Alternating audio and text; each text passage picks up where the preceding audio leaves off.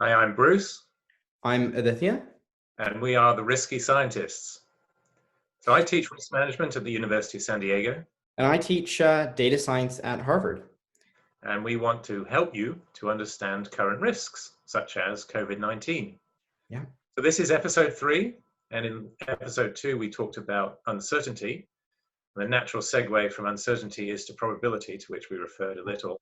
In this episode, we're going to focus on probability and how you can use probability to your own advantage. So the first thing we need to do is talk about what probability is, give some Yeah. definitions and some concepts. So I I'm mean, going to ask Aditya to go off first. What do you think probability is? yeah, I think of probability as fundamentally how likely something is. And when I think about it more mathematically, I think of probability as a number between 0 and 1 or a percentage between 0 and 100. And what that means is that when something has 0 probability, when the probability is 0, it means that out of the many, many, many times that event or that thing can occur, it's never going to happen. So it happens 0 times out of all of the possible times that it could occur. And likewise, when the probability is 1, that means every time the event can occur, it will always occur. So something that is 1 is guaranteed to happen, something that is 100% is guaranteed to happen, and something that is 0% or a probability of 0 is something that is guaranteed never to happen. And in the middle, we have something where you don't really know. And so now we're talking about probabilities around 50%. And we started to talk about this in a slightly different framework last time, but a probability of 50% or 0.5 is equivalent to asking how often is a coin going to land heads. And so a fair coin, that is. But I think some people might be confused about, you were saying earlier, Bruce, the difference between probability and probable. That's a figure of speech that maybe people don't understand. How do you think about that? Right. So yes, those terms, when we talk verbally, Yeah. probability, probable, the sounds are so similar. It's Right. very easy to mishear them as if they're the same thing. I find Yeah. this a lot when I'm lecturing. So a probability, as you just explained it, a probability is a measure of how likely something is to occur, Mm-hmm. and that probability mathematically could be any number between 0 and 100. Right? If it's probable Right. at all, it must lie between 0 and 100. So As that's a percentage. probability. Yeah. So that's a mathematical expression Uh-huh. with of its probability. But if Right. we say something is probable, Yes. saying it's more likely than not. So it's the mathematical probability Yeah. of something that is probable Yeah. is more than 50%. So it's very easy to mishear those terms as if they're the same, and they're not. Yeah. And I think you're bringing up a point, which is if something is probable, its probability is somewhere between 0.5 and 1 or 50% and 100. And we should tell our listeners we'll use these terms interchangeably. And I think that's also fair because it's used interchangeably in common parlance. But that makes me think, well, between 50% and 100%, there's a huge range. So what's the relationship between probability, which is a number between 0 and 100, and uncertainty, which might have something to do with the range of probabilities that we're seeing? Yeah. So this is another it can be a very confusing semantic point, the difference between uncertainty and probability. So there Yeah. is a common there's a common motivation to simplify these terms and treat them as the same. So if Mhm. you're uncertain about something, then you're talking about probability, and they're not quite the same thing. They're not quite the same thing. So let's clarify that. We tried to set up the scene in episode 2 about uncertainty. Right. So if you're let me set it up from extreme. So if you're Yeah. absolutely uncertain, you cannot estimate any probabilities. So Yeah. if you're genuinely uncertain about an event, you can't even estimate whether it could even occur, right? So that Yeah. if it could occur, we're saying the probability is between 0 and 100%. But you're so uncertain you can't even estimate that. So Yeah. the thing you're talking about could never happen, right? That could be Right. Yeah. you can't even estimate where it could even happen. So a possible probability in your range is 0. And Yes. at the other extreme, you can't be sure whether it will definitely happen. That's a probability of 100%. Yes. And you can't estimate the probability between those numbers. So the probability, if you're absolutely uncertain about something, the probabilities could range from 0 to 100%. And that's a useless position. You cannot, if you can't estimate a probability between 0 and 100%, you can't manage risk at all. It's just, well, could happen. It might not exist. It could be happening right now. We're so uncertain, we don't know. So that's the worst situation.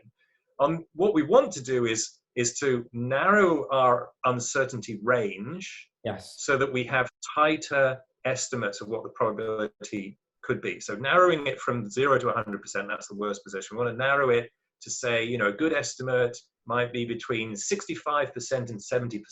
That's where I'm starting to feel confident in my mathematics. So if I can estimate the probability of being infected by this particular virus is 30%, and I'm going to give a range of possible error to that between 25% and 35%.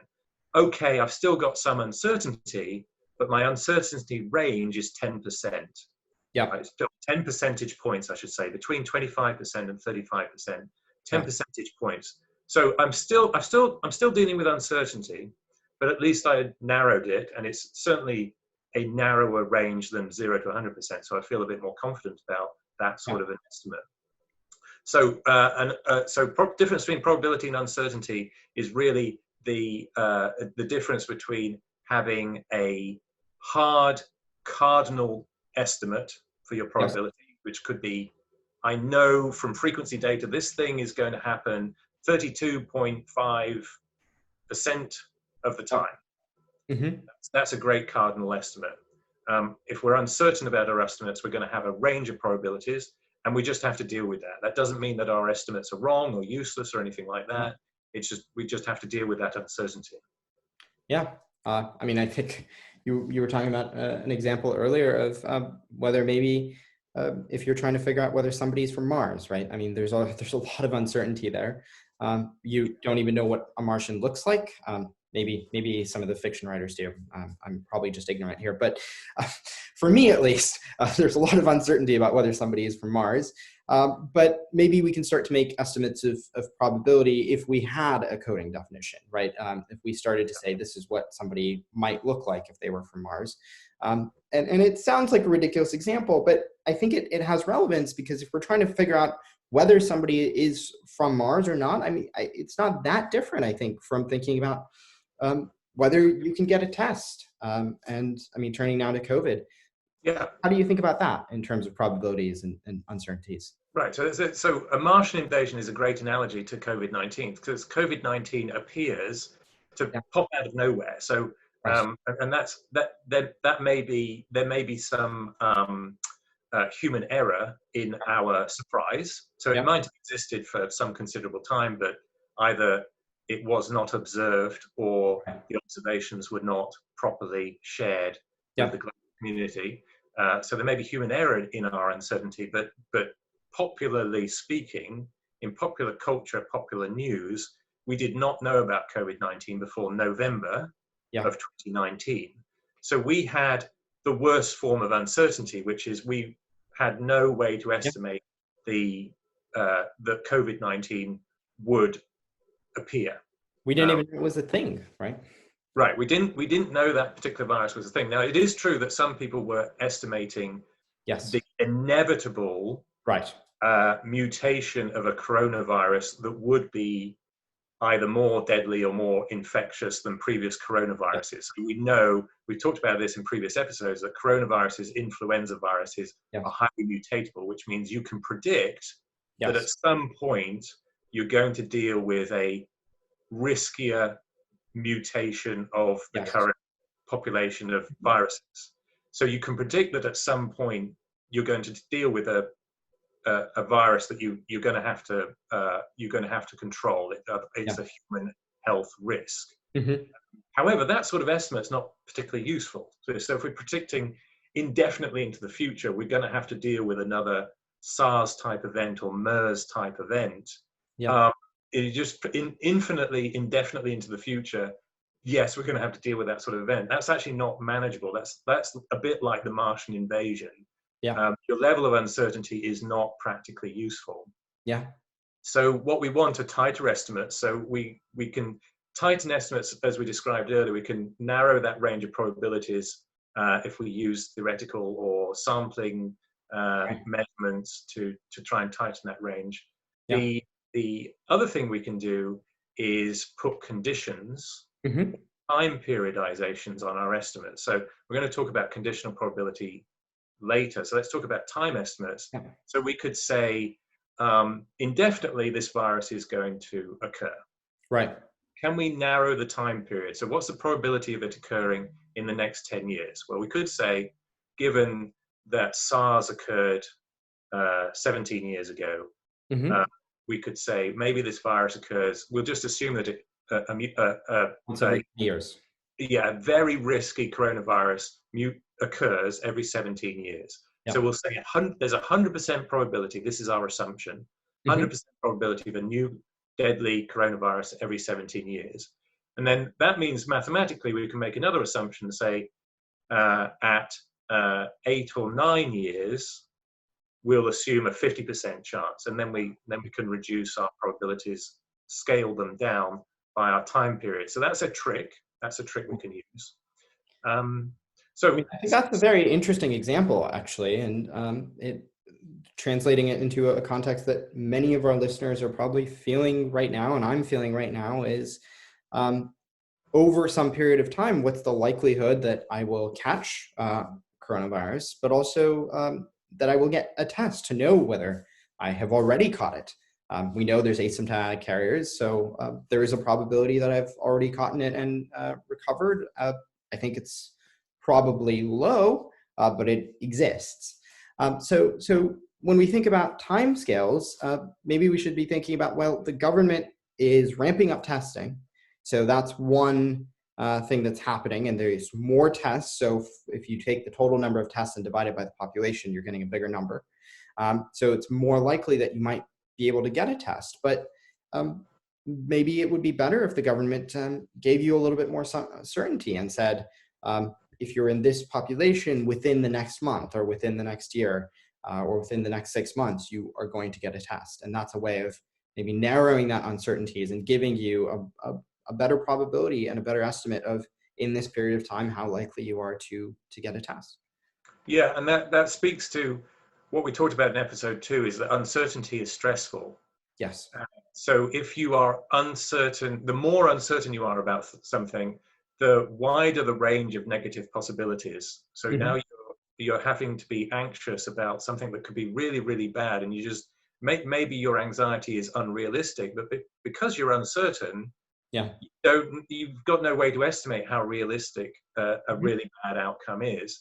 Yeah. So if the government leaves you uncertain with its bad communications about how deadly this disease is or when you're going to get tested. So if the government, in a worst case, government says to you, we want to test you, but we just can't tell you when that will be, and stop pestering us. That's going to make the public very anxious. Yeah. Now the government could come clean. I'm not saying which government. A government could come clean and say, look, we have failed to prepare enough tests. We know you're anxious about this, so we're going to come clean and say we only have a test for 60% of the population. Right. We're going to prioritize these key workers. Yeah.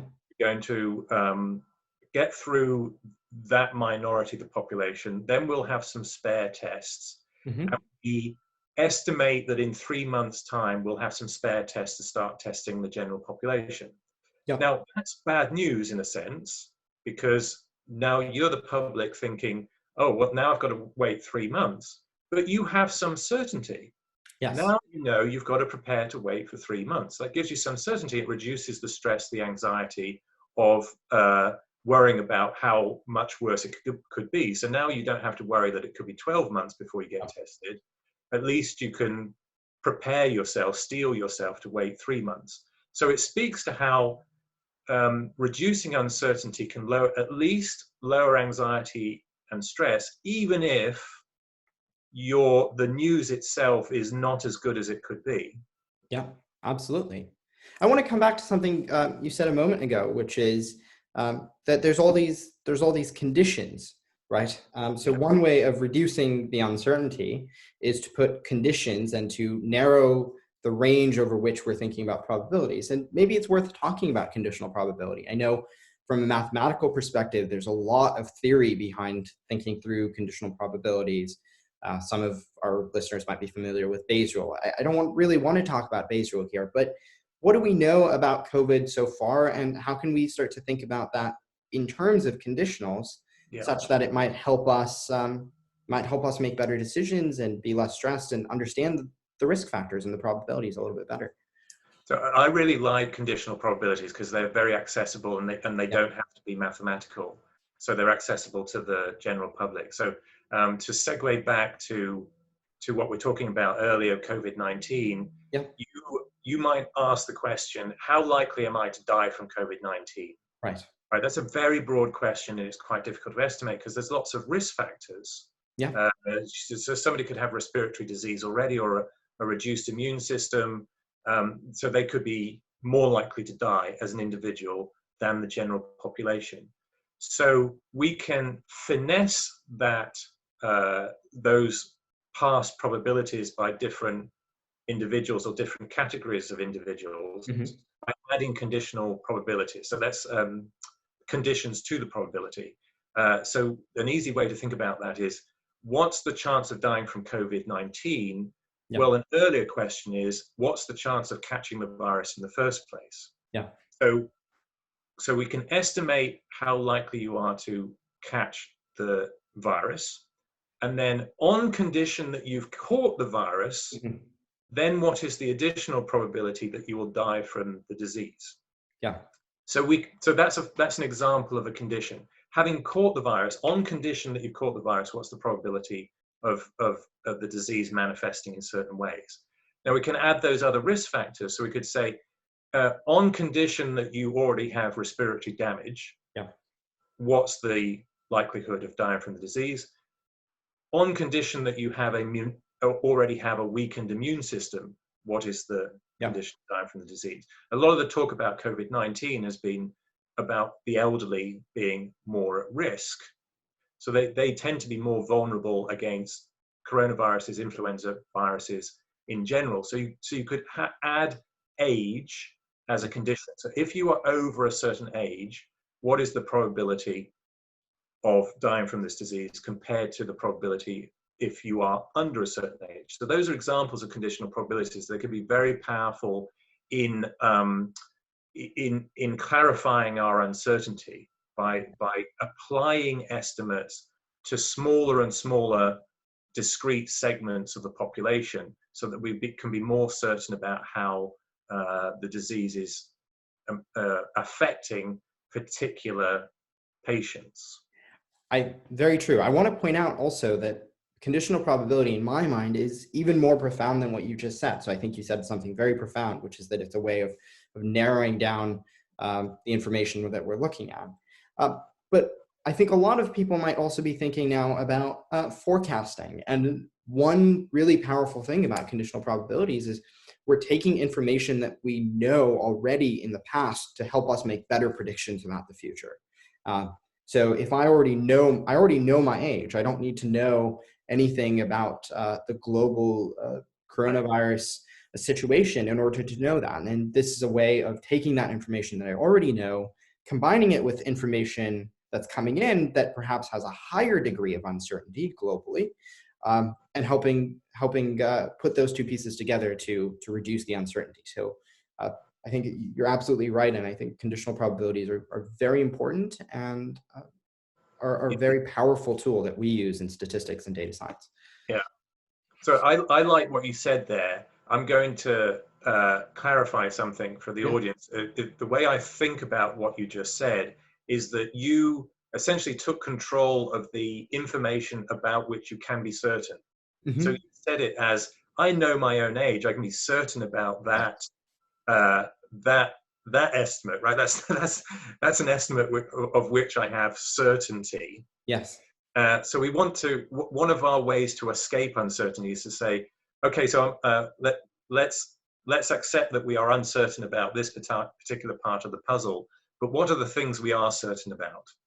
And then can we use the things that we are certain about, like age and maybe our general health, as conditions in our further estimates of our risk towards this new virus of which we are less certain than other viruses of which we have more experience?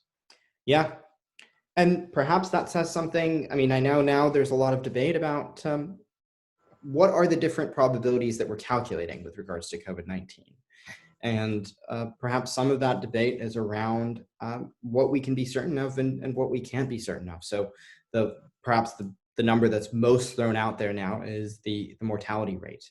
And there's different ways of calculating that. And we have to be consistent. We talked about that in a previous episode.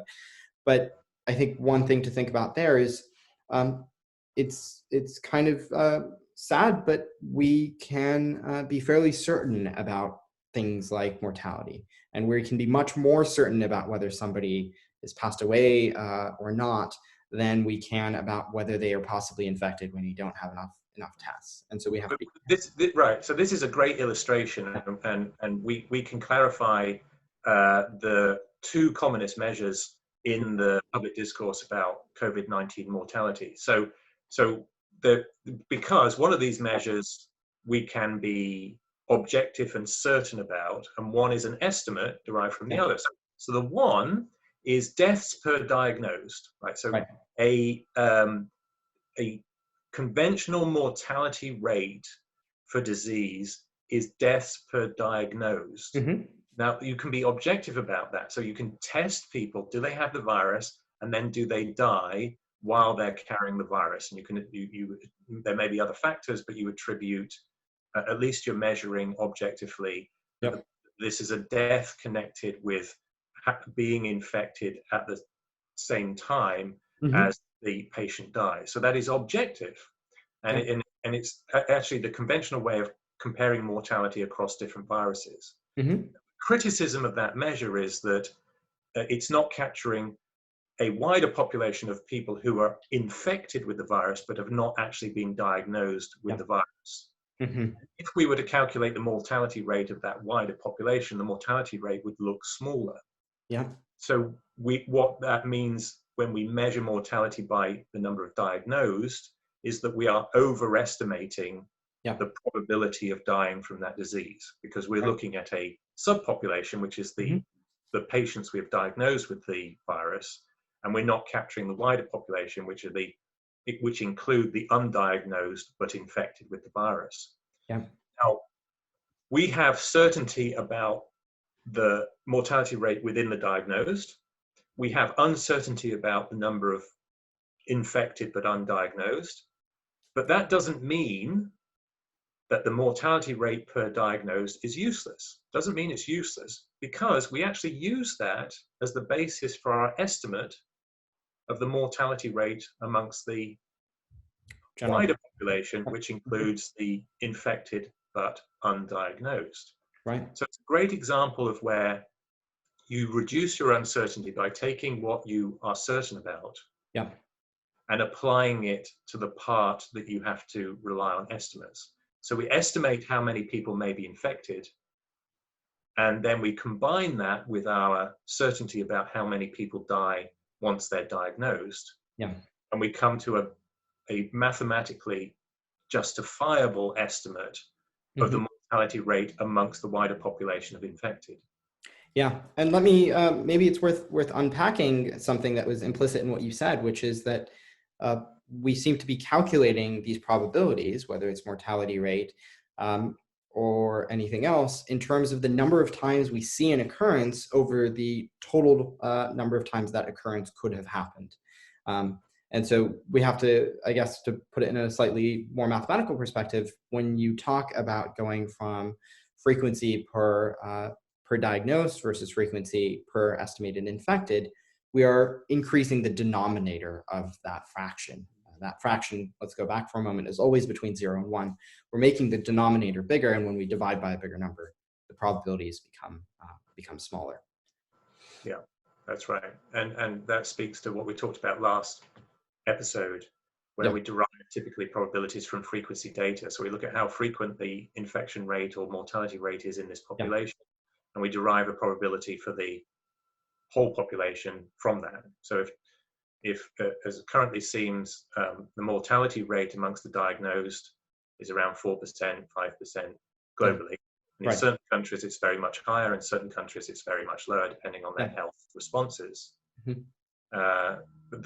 That frequency data now gives us a probability. So if you are infected, all other things equal, deriving from the global data, there's a 4% chance of dying, ignoring any conditional probabilities, such as whether you have other underlying health conditions. Yeah.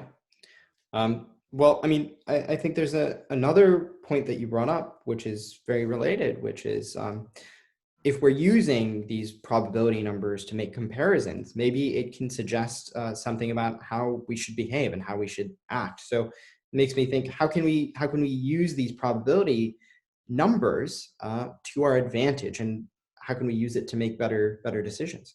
Yeah, it's very important, because the discussion so far could be taken as, well, we just have to wait for the numbers, and you're sort of a victim of the availability of data. But that's not the message we're giving, because we're not at all saying to you, we're also saying we can make estimates under uncertainty. We can make decisions under uncertainty, and we have to accept uncertainty as inherent to risk. So we can use probability to our advantage, as simple as narrowing our uncertainty about what the correct estimate is. So let's give some practical advice for which all of us can follow. So let me give something, and then you can add something too. So what I think the public should be doing is they can tackle risk on its two main dimensions. So you want to avoid anything negative, any negative impacts you generally want to avoid. So anything that is increasingly negative or highly negative, those are things you want to prioritize, you want to avoid those. And you want to be avoiding things that are negative and probable. So there's two dimensions to risk. It's the probability of the thing happening, and it's the negativity of the thing itself. You want to be avoiding either. Any time you see either of those dimensions flashing at you, you want to be avoiding that thing. Now, in the context of COVID-19, there are some practical things you can do, which should be pretty obvious. So if you know there's a hotspot, if you're getting news that there's a lot of infections in this particular district or city, you avoid exposure by just going there. So you don't have to immunize yourself. You don't have to get protective equipment. You don't have to do anything apart from just don't go there. Just don't expose yourself to that hotspot. It's a very simple control. You've got control over that. You can take, so that's exposure. You can take measures to reduce the probability of infection. If you cannot avoid the exposure, you can take protective measures such as wearing masks or social distancing and walking around people rather than becoming proximate to other people. Those are ways of reducing probability of infection despite proximity or despite partial exposure. You're trying to minimize the exposure, or at least the probability of contamination and infection. And the other thing we can say is that we want to, the flip side of risk, we can have positive risks. So we want to pursue positive risks. So we want to make choices in favor of the things that are good for us, even in an emergency situation like a lockdown against COVID-19. So taking the choice to be sociable in safe ways, such as talking like you and I are doing remotely, we're having a social life. And it reduces stress. Like physical lockdown. And that's important. We know that's important to mental health. And the sharing of information and knowledge, and having correct responses to an emergency. So that's an example of pursuing positive risks. And that may seem obvious, but it's very easy to neglect pursuance of positive risks where we get negative, generally negative or depressive about the situation. We know that that is a systemic problem in this current emergency, that there is a lot of depression and anxiety and stress, and those are terrible things, and they're widespread in general. We want to try to encourage ourselves to take positive control over our risks. What do you think? I think you bring up a lot of valid points. I'm going to try and present it something similar, because I agree with you in a slightly more mathematical sense, perhaps. Talking about exposure, let's think about probability. We already talked about as the number of times that something happens over the total number of times that it can happen.